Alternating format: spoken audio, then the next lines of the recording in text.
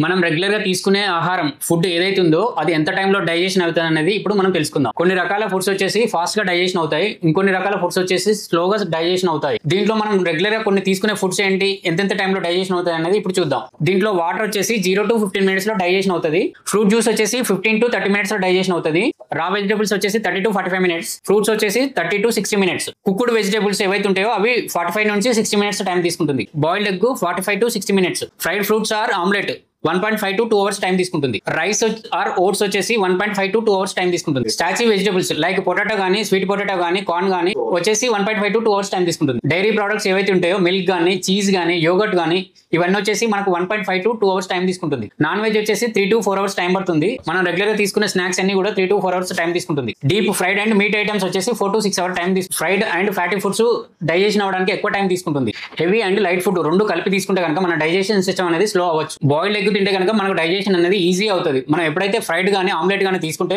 Digestion అనేది slow అవుతుంది. మనం అధికంగా ఆయిల్ ఉన్న ఫుడ్స్ తీసుకుంటే కనుక డైజెషన్ అవ్వడానికి చాలా టైం పడుతుంది.